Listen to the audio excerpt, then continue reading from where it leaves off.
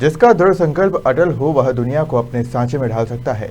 इसी कहावत को एक बार फिर चरितार्थ मध्य प्रदेश के ग्वालियर जिले के मंजेश बघेल ने कर दिया है, जहां 6 साल की उम्र में मंजेश को गंभीर बीमारी ने घेर लिया था और उसके दोनों हाथ और एक पैर ने काम करना बंद कर दिया। मंजेश चलने में लाचार हाथों से काम करने लगी और लाचार मंजेश ने हिम्मत नहीं हारी और मुंह से पेंसिल पकड़कर न सिर्फ अपनी स्कूली पढ़ाई पूरी की बल्कि अब बीएड प्रथम ईयर की पढ़ाई कर रही है। बेटी मंजेश पाल के हौसले को सलाम।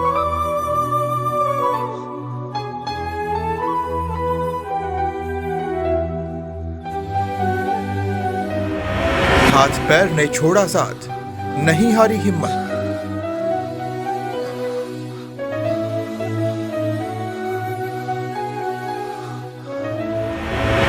मुंह से पेंसिल पकड़कर पढ़ाई की पूरी।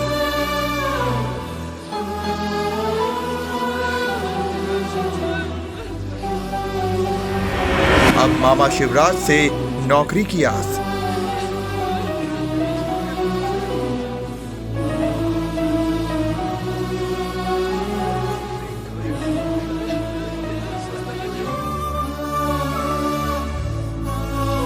ग्वालियर जिला मुख्यालय से करीब 45 किलोमीटर दूर डबरा शहर है। प्रदेश के गृह मंत्री नरोत्तम मिश्रा के गृह नगर के कारण पूरे प्रदेश में इस शहर की अपनी पहचान है, लेकिन इस शहर की एक नई पहचान बना रही है 22 साल की मंजेश पाल। मंजेश इन दिनों डबरा में ही किराए के मकान में रहती है। मंजेश जब सिर्फ 6 साल की थी तभी उसके पैर और हाथ ने धीरे धीरे काम करना बंद कर दिया। मंजेश उन दिनों को याद करते हुए उदास हो जाती है। कहती है, मैं उम्मीद छोड़ने लगी कि अब मेरी जिंदगी में कुछ पॉजिटिव हो सकता है।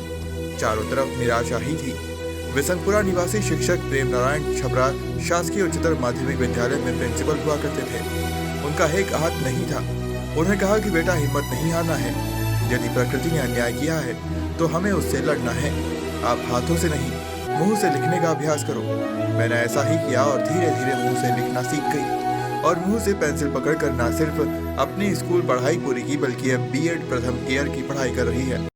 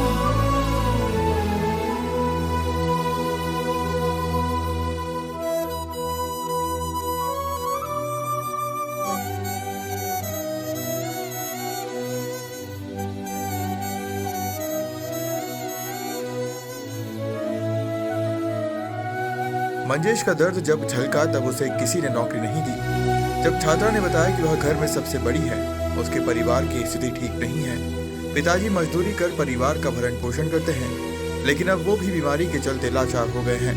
यही कारण है कि अब छात्रा पर घर की पूरी जिम्मेदारी का भार है। इसलिए नौकरी के लिए कई बार अप्लाई किया, लेकिन हाथ पैर लाचार होने के कारण नौकरी नहीं मिली। जब मुख्यमंत्री शिवराज सिंह चौहान से दतिया में मिली तो उन्होंने नौकरी का आश्वासन देकर भोपाल बुलाया।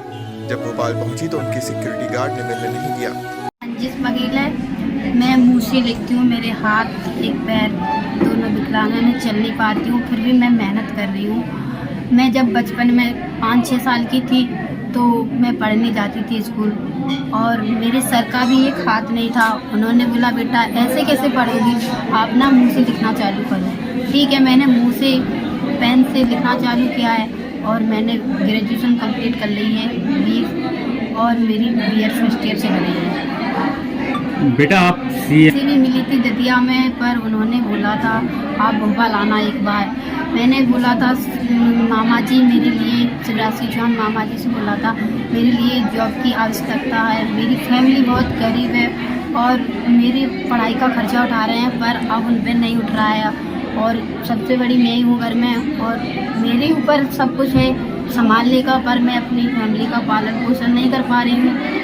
और मैं सीएम से मिली थी तो उन्होंने भोपाल बुलाया था। मैं एक बार भोपाल भी गई थी लेकिन मुझे नहीं मिलने दिया।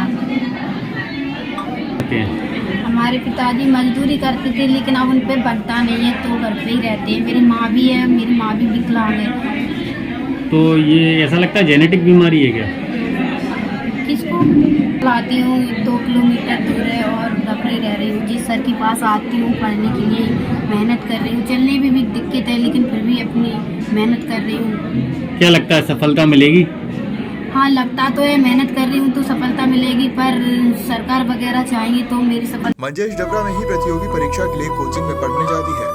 कोचिंग सेंटर के शिक्षक राम निवास का कहना है कि जब मंजेश आई तो उसके जज्बे को देखकर हम भी नतमस्तक हो गए। मतलब ये इतनी परेशानियों के बावजूद जैसे हाथ से लिख नहीं पाती है, ठीक, चलने में भी इसको दिक्कत होती है और मुंह से ये लिखती है, मतलब पेन जो है ये किसमें मुंह में फंसा करके लिखती है।